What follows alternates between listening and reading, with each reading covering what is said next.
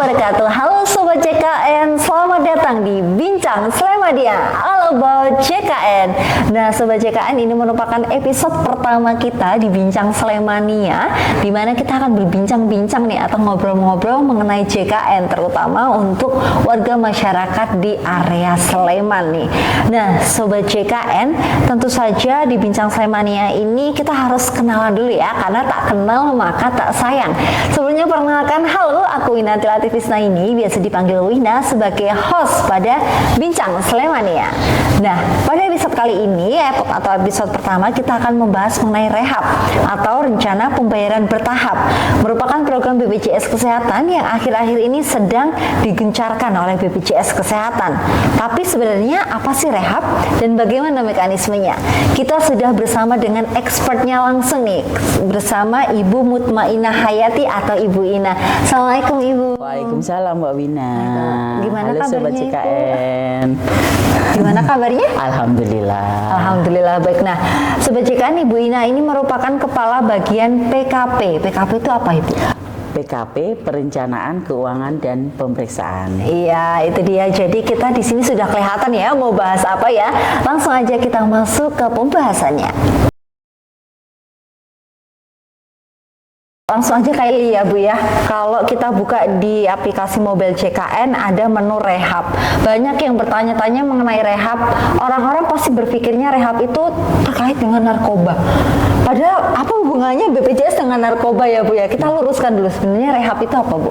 Oke, halo Sobat JKN, Assalamualaikum warahmatullahi wabarakatuh. Oke Mbak Wina, jadi rehab itu bukan nggak ada hubungannya sama rumah atau sama narkoba ya Sobat ya. Jadi rehab itu adalah salah satu program unggulan dari BPJS Kesehatan yang tentunya memberikan manfaat untuk peserta, khususnya untuk peserta PBPU Mandiri yang tentunya mempunyai tunggakan iuran biar dapat membayarkan iurannya secara bertahap gitu Mbak Wina. Gitu. Jadi program rehab ini ditujukan untuk peserta JKN yang menunggak gitu ya Bu ya. Khususnya peserta mandiri ya Mbak ya. Khususnya peserta mandiri, jadi istilahnya tidak keberatan untuk membayar tagihan seperti itu ya Bu jadi ya. dia bisa mencicil gitu tunggakannya dengan periode tertentu gitu Mbak. Iya. Jadi manfaat program rehab sendiri untuk para peserta JKN ini sudah dampaknya seperti apa Bu? Oke, jadi kalau Sobat JKN punya tunggakan iuran, ini bisa banget menggunakan program rehab ini karena manfaatnya itu ya jelas ada ya untuk peserta. Jadi selain untuk memudahkan dalam mengiur tunggakannya, kemudian juga meringankan ya karena bisa nih diatur berapa kali tahapan dalam pembayarannya. Kemudian apabila sudah pembayarannya bisa dibayarkan secara bertahap, tentunya kepesertaannya akan aktif kembali gitu Sobat JKN. Iya.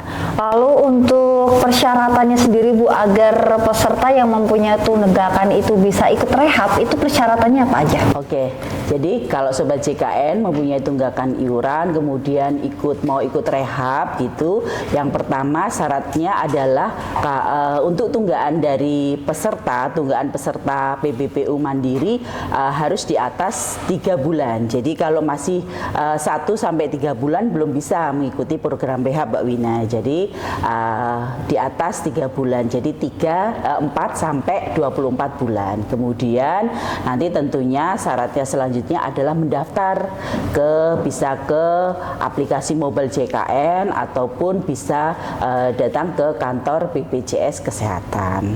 Kemudian nanti setelah itu juga ada syarat lainnya. Jadi nanti mendaftarkan, kemudian juga harus membayarkan iuran pertamanya, dan kemudian syaratnya untuk keaktifannya baru akan aktif setelah seluruh tunggakannya terbayarkan gitu Mbak Wina. Setelah seluruh tunggakannya terbayarkan. Jadi saya mau meluruskan dulu Bu, yang tunggakan itu bisa dibayar 4 bulan sampai 24 bulan ya? Ya, jadi yang mempunyai tunggakan iuran 4 sampai 24 bulan. Berarti kalau misalnya ada peserta yang dia nunggaknya itu di 1 sampai 3 bulan, itu belum bisa ikut rehab ya? Belum bisa mengikuti program rehab. Jadi harus dibayar full semuanya selama 3 bulan seperti itu ya Bu ya. Lalu persyaratannya tadi sudah dijelaskan oleh Ibu, bisa menggunakan aplikasi Mobile JKN nih untuk Tentu. sobat JKN Iya. semuanya. Langsung saja login ke aplikasi Mobile JKN, di sana ada menu rehab, diklik dan juga diikutin alurnya, sudah sangat jelas ada di aplikasi. Atau mungkin kesulitan bisa langsung ke kantor ya Ibu? Ya, nanti bisa menghubungi kantor terdekat atau bisa nanti melalui kanal-kanal informasi yang lainnya. Benar banget. Nah, kanal informasi selain di Mobile JKN kita juga punya Pandawa ya Ibu Ya, ya. betul. Nanti langsung aja menghubungi Pandawa juga bisa, ke call center 165 juga bisa. Nah, ada banyak pertanyaan juga nih Bu mengenai rehab. Jika misalnya ada kasus ada seorang peserta dia PBPU Mandiri menunggak selama katakanlah 12 bulan, cicilannya 5 juta sekian. Dan ternyata beliau ini adalah orang yang mungkin kurang mampu, sehingga mengajukan ke dinas sosial atau ke kelurahan setempat itu untuk menjadi PBI atau peserta bantuan iuran. Yeah. Nah, setelah itu kan kepesertaannya seperti apa, lalu untuk tunggakannya itu nanti bakal seperti apa Ibu? Iya. Jadi peserta PBPU Mandiri yang mempunyai tunggakan iuran itu tunggakannya itu masih melekat ke yang bersangkutan, jadi masih melekat ke masing-masing peserta tersebut. Nah, apabila memang dari peserta tersebut masuk dalam kategori kurang mampu, peserta tersebut mungkin dapat ya mengajukan ke mungkin dari di dinas sosial, kemudian nanti juga mengajukan untuk menjadi PBI. Tetapi memang apabila nanti sudah dari pemerintah sudah menyetujui untuk mengikuti atau mendapatkan bantuan dari pemerintah, tentunya tunggaan ini masih melekat, jadi tetap melekat ke peserta yang mungkin sudah beralih ke PBI. Tetapi itu tadi dari tunggaan tersebut, peserta tersebut dapat mengikuti program rehab itu tadi walaupun mungkin pesertanya sudah beralih ke PBI, Mbak, gitu. Jadi untuk tunggakannya tetap melekat ke pribadinya ya Bu? Betul, betul sekali, dan masih menjadi kewajiban dari peserta tersebut.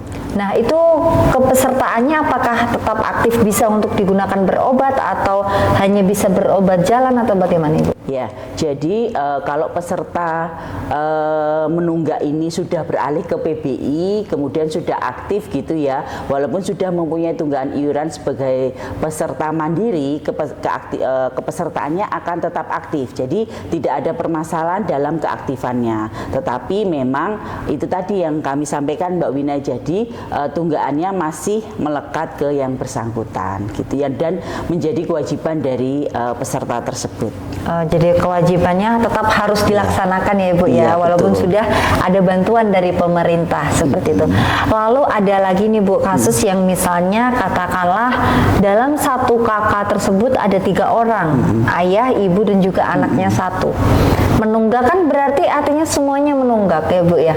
Nah, anaknya sakit nih, pengen berobat, bisa nggak kalau dilunasin yang anaknya dulu, orang tuanya nanti aja? Oke, jadi sesuai regulasinya Mbak Wina, untuk iuran dalam satu kakak, satu keluarga itu memang harus dibayarkan keseluruhan. Jadi nggak bisa nih anaknya atau salah satu anggota keluarga yang sakit kemudian hanya dibayarkan yang sakit saja, itu sesuai regulasi tidak bisa. Jadi memang untuk kepesertaan kemudian juga pembayarannya menggunakan sistem satu keluarga, satu virtual account gitu, Mbak. Jadi tetap nggak bisa ya Bu ya, kalau anaknya dulu karena anaknya sakit nih, belum bisa Iya, ya. Nah, kan namanya gotong royong Mbak, itu situ. betul banget. Nah, berarti mungkin solusinya ini ya Bu ya, bisa nggak sih, ini masuk ke pertanyaan selanjutnya untuk solusinya mungkin, bisa nggak kita memilih berapa besaran nominal yang ingin kita bayarkan setiap bulannya?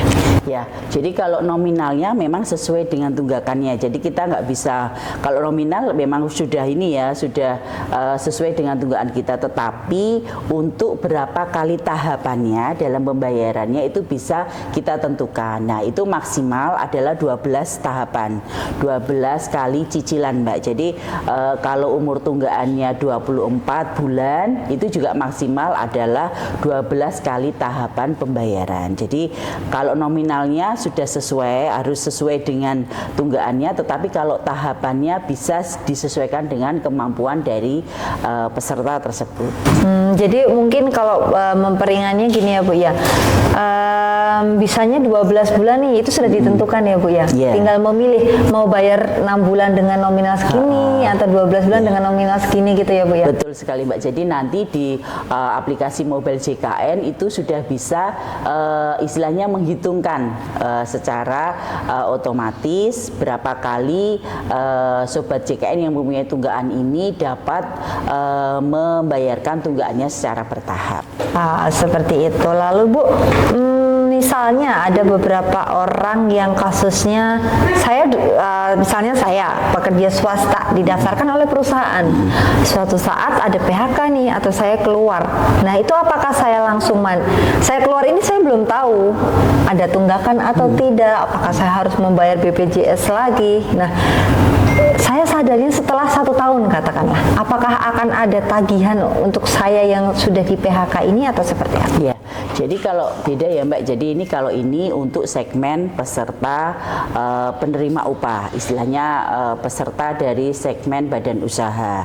Nah, segala terkait dengan iuran kepesertaan memang ada di PIC-nya. Jadi terkait itu mungkin dari karyawan ada yang belum mengetahui apakah memang iurannya itu dibayarkan secara rutin atau tidak. Nah, itu nantinya akan diketahui melalui mobil JKN Mbak, apakah kepesertaannya akan apakah aktif atau tidak. Nah, apabila yang bersangkutan ini mungkin resign atau keluar dari perusahaan tersebut, nah mungkin kalau apabila yang bersangkutan ini belum bekerja di tempat yang lain secara langsung gitu ya, mungkin masih ada jeda gitu, peserta tersebut langsung saja mendaftarkan menjadi peserta mandiri. Jadi nanti sebelum 30 hari tidak perlu menunggu 14 hari jedanya. Jadi kalau ada jeda dalam pendaftaran mungkin lebih dari 1 bulan, nanti akan menunggu masa tunggu 14 hari Mbak. Tapi kalau langsung mungkin didaftarkan belum ada 30 hari, maka kepesertaannya dapat langsung aktif sebagai peserta PPPU Mandiri. Jadi sebelum 30 hari nggak perlu nunggu lagi 14 hari ya Bu ya? Iya, itu kalau mendaftar ke peserta PPPU Mandiri. Berarti juga tidak ada tunggakan ya Bu ya terhitungnya jika 30 hari tersebut? Iya, kalau perusahaan yang lama itu secara rutin membayarkan dan tidak ada mungkin kendala gitu ya, tidak ada permasalahan. Jadi masih bisa langsung didaftarkan menjadi peserta mandiri. Peserta mandiri, oke. Lalu Bu, kalau misalnya ini kita sudah masuk ke badan usaha ya Bu ya, karena banyak juga Sobat JKN ini sebagai pekerja swasta yang dimana BPJS-nya dipotong dari gajinya sehari-hari. Jika perusahaan tersebut bisa dikatakan nakal mungkin ya Bu ya, tidak membayar iuran, sedangkan kita perlu untuk berobat, berarti kan ada tunggakan tuh Bu di situ. Nah, ini tunggakannya akan ditanggung oleh kita atau tetap ditanggung oleh perusahaan? Iya.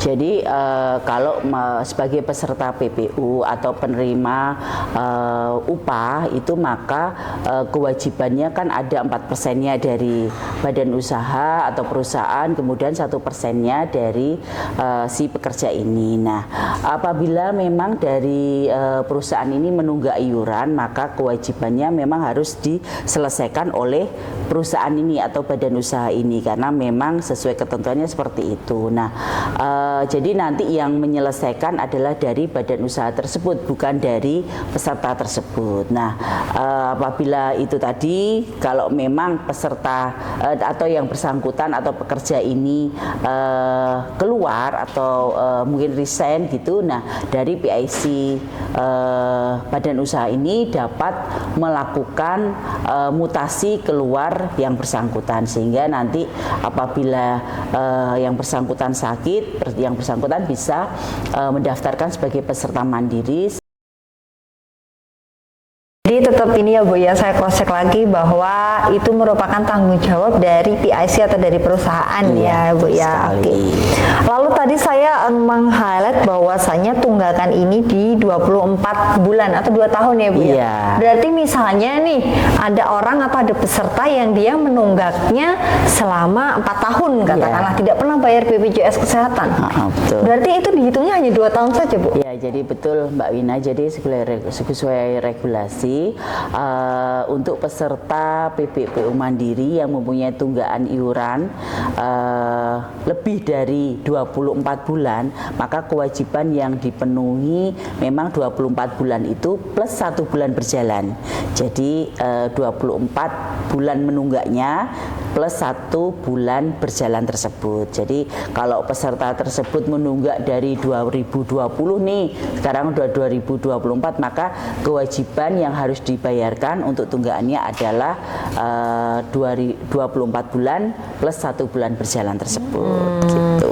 Kalau waktu kan ada ya Bu 24 bulan. Kalau nominal Ibu ada nggak batasnya? Misalnya kayaknya 50 juta, semuanya 50 juta harus dibayarkan gitu atau ada batasnya Bu? Ya, kalau batasnya ya sesuai dengan kelas yang diambil Mbak Wina. Jadi maksimal itu iuran kelas 1 adalah 150.000. Nah, disesuaikan juga dengan jumlah anggota dalam satu keluarga tersebut. Kan ada nih sampai anggota keluarga tersebut mungkin 10 nih, 150 per orangnya, kemudian ada sampai 24 bulan ya banyak. Jadi nggak ada, memang disesuaikan dengan iuran yang diambil kelas berapa, kemudian jumlah bulan yang menunggaknya berapa gitu Mbak Win.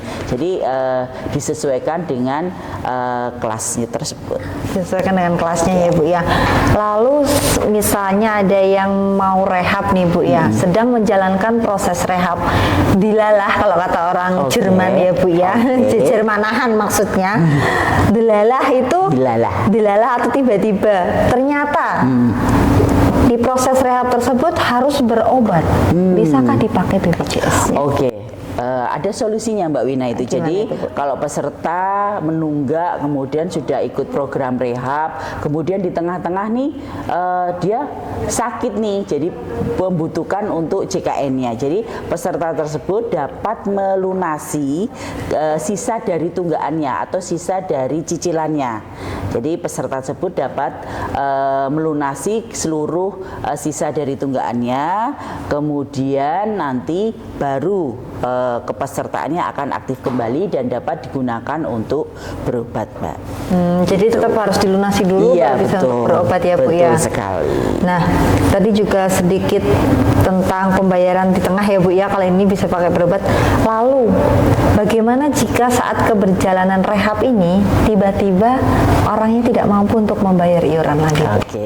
Kalau itu sudah ini ya beda ya. Jadi kalau di tengah-tengah kemudian ada sesuatu, memang kondisi keuangannya tidak memungkinkan, kemudian dia menunggak lagi, maka nanti ya akan kembali lagi. Jadi kalau peserta tersebut mendaftarkan rehabnya kembali, ya akan mengulang dari sisa tunggakannya tersebut.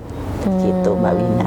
Berarti nggak dari awal ya Bu ya? Kan sisanya aja ya. Jadi sesuai di sistem sudah menghitung berapa sisa yang harus dibayarkan. Tetapi memakai juga syarat dari di atas 3 bulan tadi. Jadi kalau sisanya hanya 1 bulan gitu ya belum bisa di rehab lagi. Berarti masuk ini ya, masuk ke awal lagi ya Bu? Iya, nanti dihitung lagi berapa sisa dari tunggakan tersebut. Ya, lalu ini Bu, sepertinya pertanyaannya sudah banyak yang dijawab nih. Ada nggak pesan dari Bu Ina kepada peserta-peserta khususnya PPPU Mandiri yang menunggak nih? Sobat JKN, jadi untuk Sobat JKN yang masih mempunyai tunggakan iuran sebagai peserta mandiri, yuk segera mendaftarkan rehab, karena di sini Sobat JKN akan mendapatkan kemudahan, keringanan dalam membayarkan tunggakan iurannya. Nah, untuk sobat JKN yang masih istilahnya tidak mempunyai tunggakan iuran, tetap itu dipertahankan ya. Jadi membayarkan iurannya maksimal di tanggal 10 setiap bulannya dan jangan sampai lupa. Jadi biar sobat JKN juga dapat dengan tenang gitu terkait dengan keaktifan kepesertaannya. Gitu Mbak Wina. Gitu ya Bu ya. Nah Sobat JKN tadi sudah disinggung di awal, caranya gampang banget, download aplikasi mobile JKN. Di situ sudah ada menu rehab, login aja, terus ikutin alurnya, semuanya udah selesai ya Bu ya. Segampang itu. Jadi jangan takut, jangan malas untuk membayar iuran BPJS Kesehatan, karena itu juga untuk dari kita untuk kita juga ya Iya, Bu ya. betul, Mbak Wina. Oke, baik Ibu, terima kasih atas ilmunya pada hari ini. Semoga banyak dari Sobat JKN yang tergugah nih apabila ada tunggakan untuk segera membayar, dan yang tidak ada tunggakan tetap konsisten seperti Iya, itu betul, ya Bu ya. Oke, terima kasih Bu Ina atas Makasih. ilmunya. Terima kasih Sobat JKN yang sudah menyaksikan. Wassalamualaikum warahmatullahi wabarakatuh. Waalaikumsalam warahmatullahi wabarakatuh.